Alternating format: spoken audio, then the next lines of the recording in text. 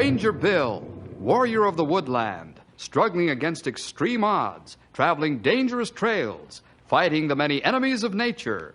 This is the job of the guardian of the forest, Ranger Bill.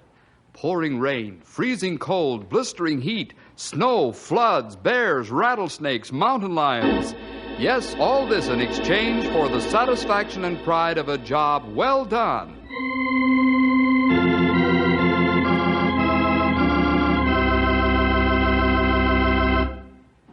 Say, have you ever been forced into a difficult position by someone's mistake? It's hard to prove that you're not guilty when the facts say you are.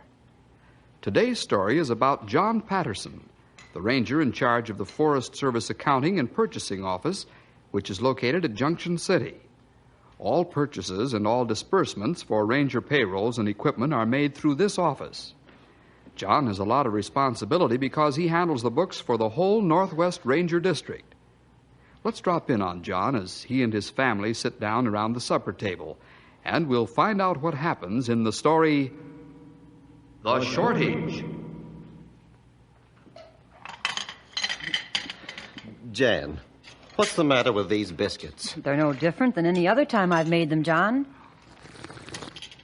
Jerry, how many times have I told you not to slurp your milk? Leave the table. Go to your room and stay there until you can learn to eat like a human being. I'm sorry, Dad. It was an accident. Accident, nothing. You've been told 1,000 times about this. Go to your room. Oh, Daddy, it was an accident. The glass slipped in Jerry's hand. April, children are to be seen and not heard. Who made you Jerry's defender? Oh, Daddy, you're getting to be such a grouch. We can't even talk to you anymore. Go to the playroom, children. I said Jerry's to go to his room, not the playroom. John, leave the children alone. When a man's children can't even apologize, then things are getting to be a pretty sad state of affairs. Is that so?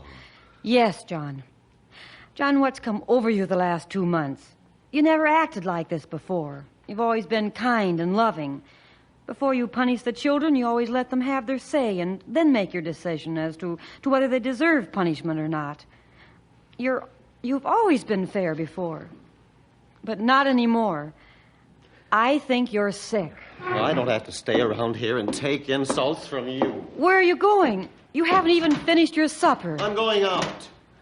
Where? I said I'm going out. O-U-T.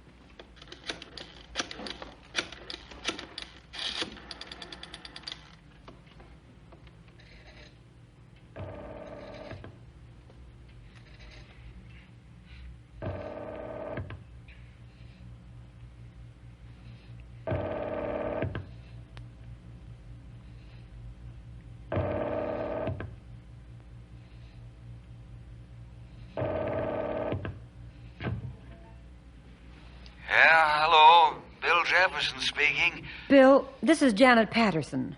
Oh, hello, Jan. What's wrong? Oh, it's John. What about John? Must be pretty serious to be calling at midnight. Bill, there's something wrong with John. Oh. Well, I haven't seen him in several months, so this comes as quite a surprise. What's the trouble? I don't know. He won't tell me. He's been missing since right after supper time this evening. Is that right? Do you have any idea where he might be? Oh, no, I wish I did. Bill, please help him. Well, sure, I will. I'll get the boys and we'll be over to your place in about half an hour. Oh, thank you. See you then.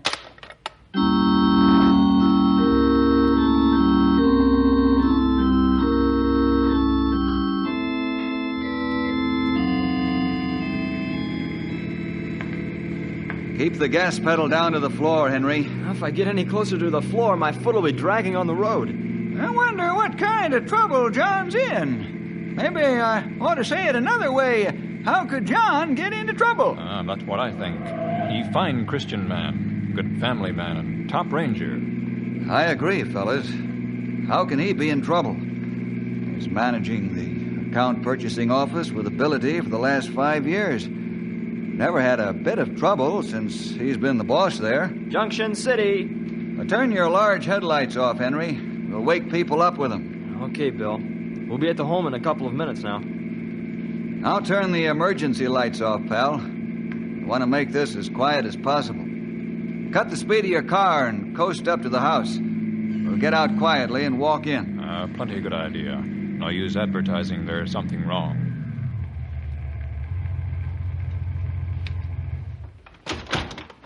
Easy does it, fellas. Say, Jan's waiting for us. Boy, it's 1:40 and still no sign of John. Hello, Jan. Hello, Bill, Stumpy, Grey Wolf, Henry. Howdy, Jan. Bill, he still's missing. Where could he be? What could have happened to him? Take it easy, Jan. We'll find him. We'll call you as soon as we know something definite. If he comes home in the meantime, just tell the operator to call us on the radio telephone. She'll know what to do. All right, let's go, fellas, and quietly.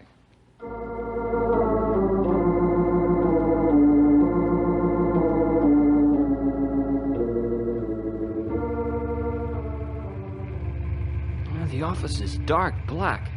Well, there isn't any sign of light in the building. Stumpy, Grey Wolf, you fellas cruise around and see if you can spot John. Henry and I'll take a look inside the office. Perhaps we can find a clue. We take careful look. Pick you up in half an hour. Okay, see you later.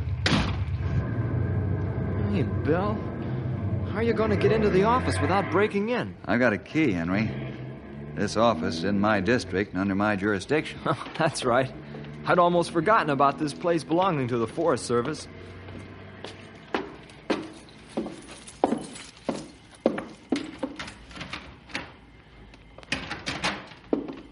Since John's been handling this office, we haven't had any problems.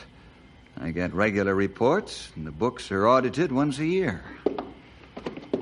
Well, everything looks normal. All the desks are neat except John's. Yeah. Wonder why he left the ledgers on top of his desk. Must have worked late. Perhaps he's running his trial balances so he can have them in tip-top shape before the audit. Boy, I'll say he's been working on the ledgers. Look at the adding machine tape in the wastebasket. Hey, don't touch anything, pal. John left things the way he wanted them, and we could cause him hours of work by messing things up for him. What do you make of it, Bill? I don't know. Like you said, he sure used a pile of adding machine tape. And look here in the wastebasket. Discarded trial balance worksheets. Hey, Bill, look at this worksheet. He's out of balance here by $5,893.14. Made so many corrections on this one, he threw it out because it wasn't legible any longer. Bill, you don't think John's having trouble with... Now, careful what you say, pal. I can read your mind. Now, don't you breathe a word to anyone but Stumpy and Grey Wolf what we've seen. Okay, Bill. We can't jump to conclusions. Right. After seeing these books, it's imperative that we find John as quickly as we can. If I remember correctly, the auditors will be here in 2 days.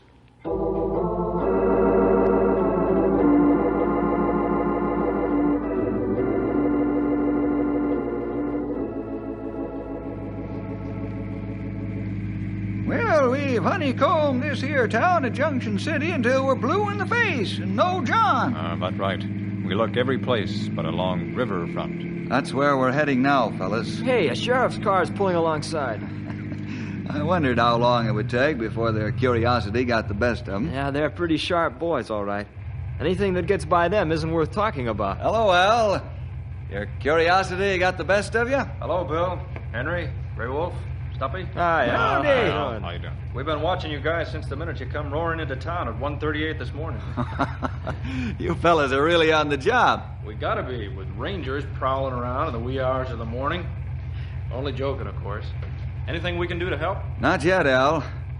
Now, please keep this under your hat or a ranger might get hurt wrongly. Joe and I haven't seen a thing that's illegal. Thanks, Al. I always consider a man innocent until I can prove him guilty beyond a shadow of a doubt. John Patterson, you haven't seen him, have you? Yeah, he's been walking along the riverfront for hours. Must have plenty on his mind. Go straight down this street and you'll find him.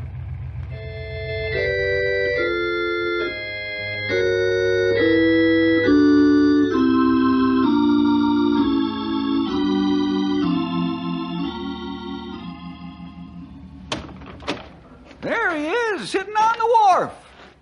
Stumpy, you call Jan and tell her we found him. We'll bring him home in an hour or so. I'm going out on the dock and talk to him. You fellas stay here, at least for a while. Okay, Bill. We understand. Fine. I'll see you later.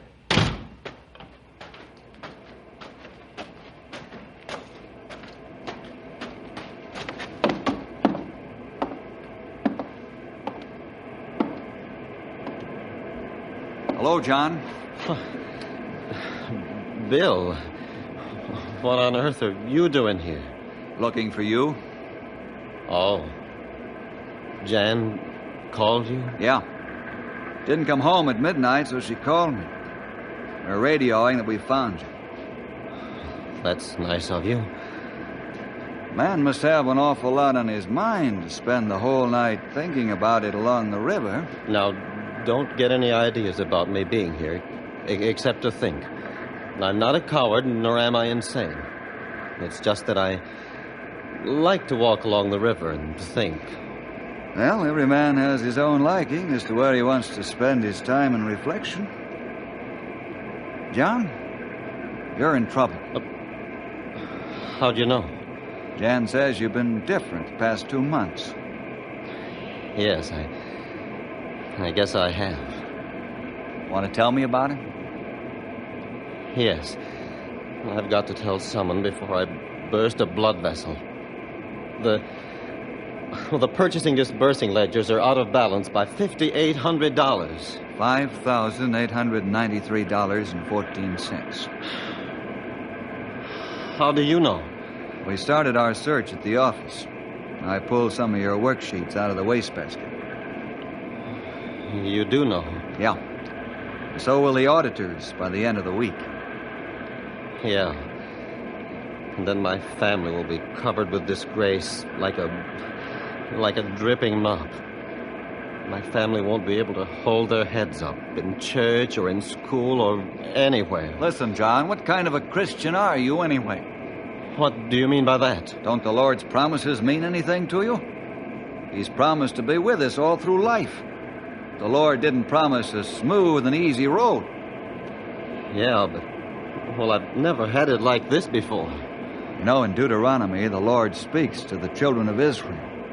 He finds it necessary to refresh their memories by saying, "And thou shalt remember all the way the Lord thy God led thee these 40 years in the wilderness, to humble thee, to know what was in thine heart, whether thou wouldst keep his commandments or no."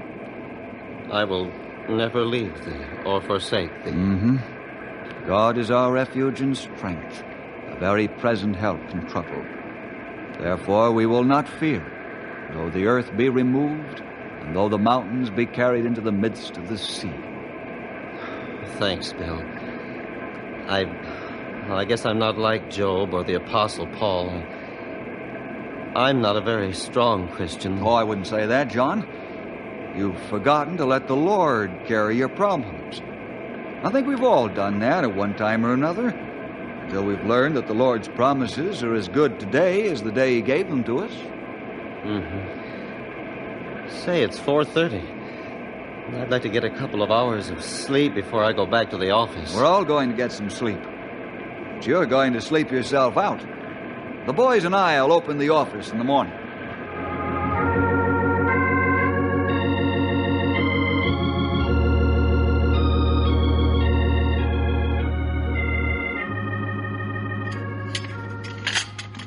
Jan, you shouldn't fix breakfast for us. You're dead tired. Yes, I'm tired, Bill, but I couldn't think of letting you go to a restaurant to eat.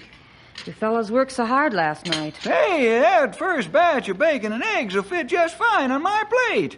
If anybody else reaches for it, they draw back a short arm. Stumpy, All right, Stumpy, here you are.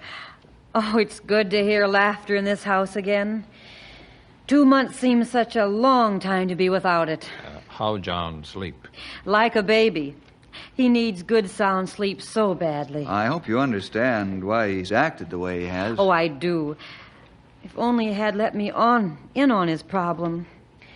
But I guess a good man will do anything before he'll shame his family. I'm glad you understand.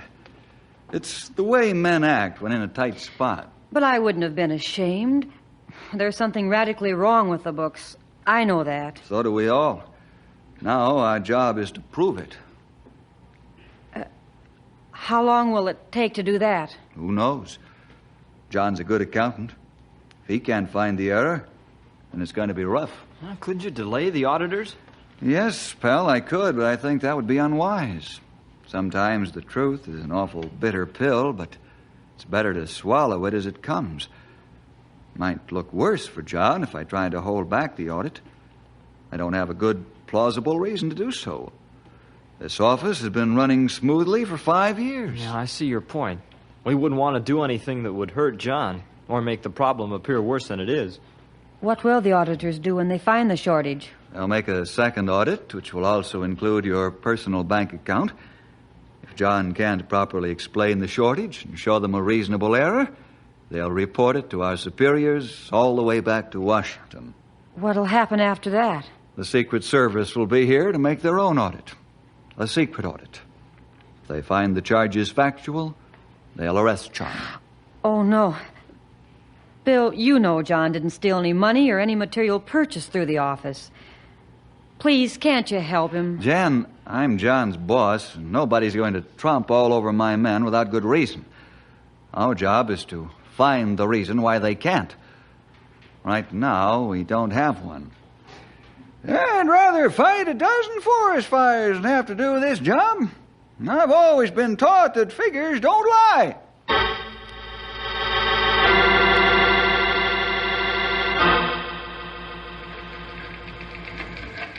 Yeah, looks like we're wasting our time, Sonny.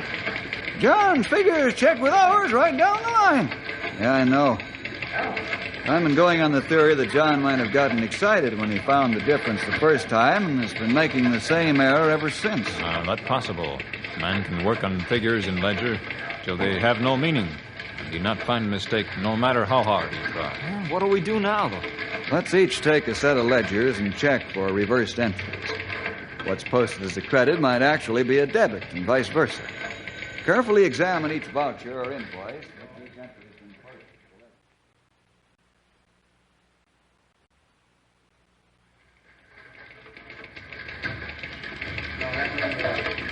Hello, John. You have good rest. Yes, thanks to you fellows. Did you find anything? No, sorry to say. We find your figures perfect. It looks bad, John. We come to the exact difference you showed. I was afraid of that. I've checked and rechecked my figures so often I can recite the ledgers to you page by page. When are them auditor fellers supposed to show up? Around noon tomorrow.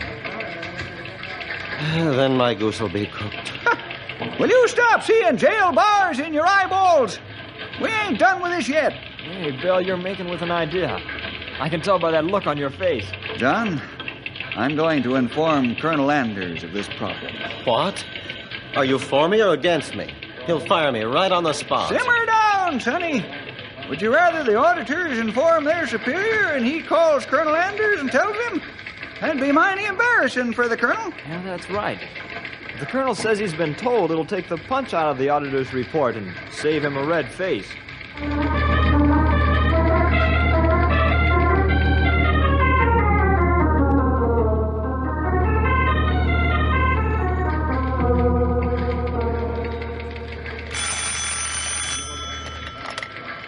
This is Bill Jefferson, operator. Yes. Hello, Colonel. Well, not so good right now. I'm sitting at John Patterson's desk right now. I thought I'd better let you know that his books are short $5,800 in round figures. Yes, that's correct, sir. Yes, the boys and I have substantiated this fact. Right. Yes, I think you're wise in doing that, sir. All right, I'll keep you informed. Goodbye. All right, let's have it. You look like you just ate all the frosting off the cake. Bill, you're smiling. What's he have to say? He expressed appreciation for being told by us rather than the auditors, John. He's also certain that something's wrong with the books beyond your control. He's going to call the chief auditor himself and tell him to get his men here pronto. And he's also going to raise the question at the right time as to why this shortage didn't come to light sooner. Why not, Bill? But the Colonel's going on the supposition that this shortage goes back before my time in this office. That's right. The Colonel wasn't born yesterday, you know. John, your book's balanced to a T except for the one amount. That could indicate an old auditing error. However, as the Colonel said, we've got to wait until the right time to pop the question. Well, this new hope you've given me is only a slim thread. But right now, it's like a rope ladder to me. Now I'm anxious for the auditors to come.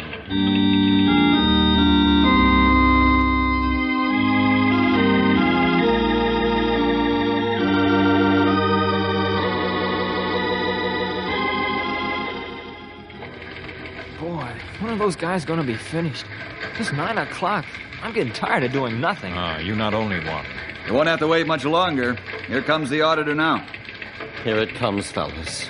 Get that jailbird look out of your eyes, sonny. How much are you out of balance, Felix? How'd you know the book's done balance? John told me. I see. I'll have to report this at once, you know. Are you sure you can't find it? Positive. Looks like your friend here is in real trouble. Let's not jump to conclusions, Felix. The books are out $5,893.14. Is that jumping to conclusions? Well, you have a point there, all right. I gotta send a wire to my boss. We'll take this up in the morning.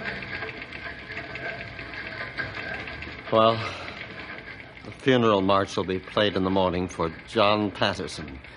My career in the Forest Service will die a miserable death. John, I ought to punch you right in the nose for saying that. Why? I just spoke the truth, didn't I? No, you didn't. I thought you were going to trust the Lord to carry your burden for you. I forgot myself for the moment. Well, you better not forget again. If you think you can carry this load without the Lord's help, you're sadly mistaken. You'll never make it. Now let's go home and sleep like Christians who believe the Lord's promises.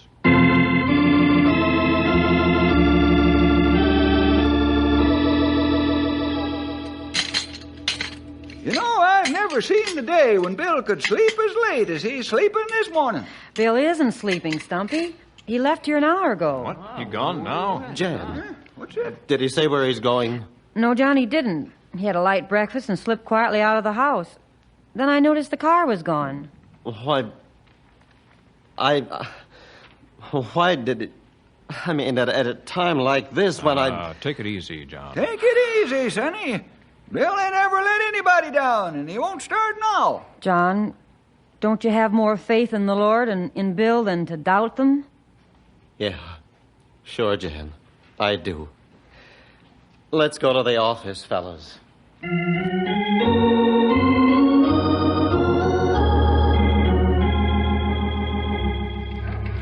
Hey, here's Inspector Anderson. Inspector Anderson. Yeah, he's with the Secret Service. The Secret Service.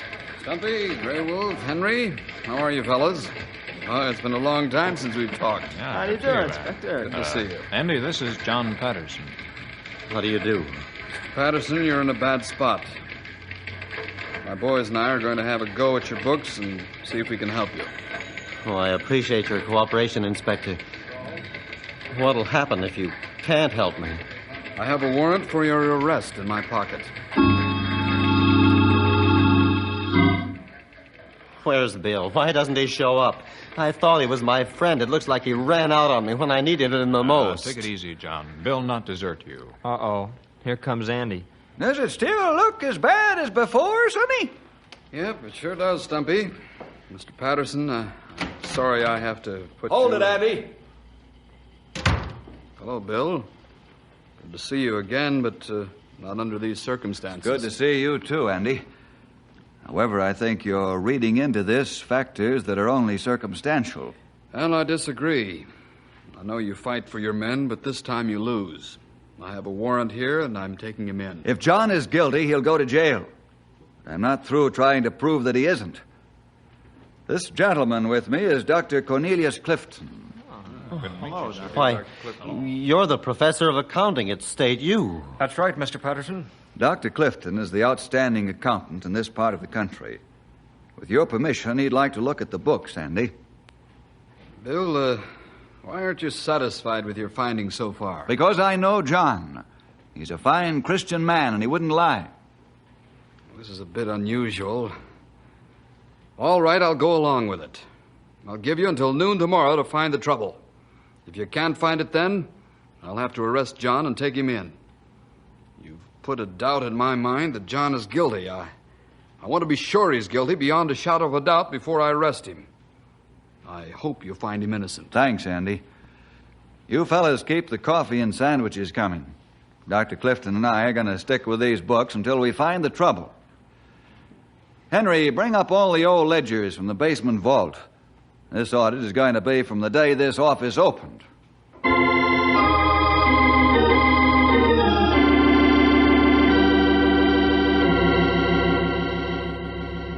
I'm going to work from last year's ledgers and go back each year till we find the error. You call the entries, I'll check the ledgers. All right. I'm ready when you are.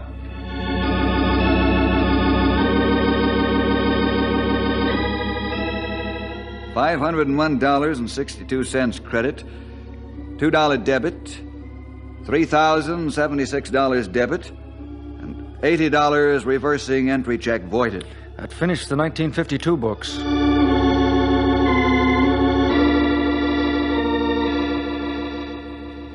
These are the 1950 invoices and vouchers.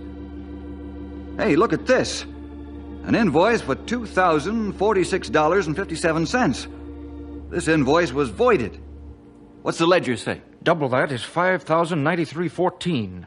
Let's see now. We've found it, Bill. Your theory is right. The adjusting entry to offset the voided check is wrong. This makes a counterbalancing error. And John's innocent.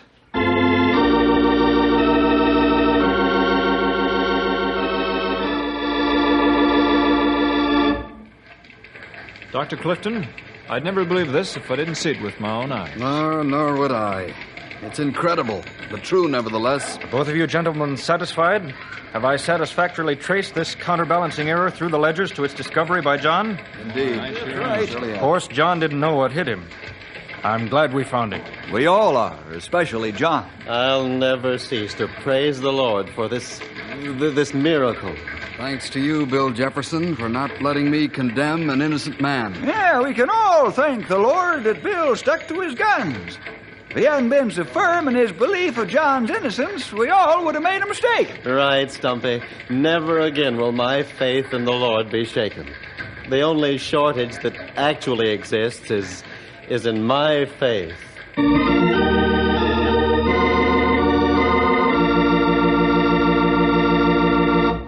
How right you are, John. The Lord's promises never fall short. It's just that we don't make full use of them. It's a good thing that Bill had the courage to stand his ground. Boys and girls, let this be a lesson to you. Stand firm on your Christian conviction. That's what the Lord wants us to do. See you next week for more adventure with Ranger!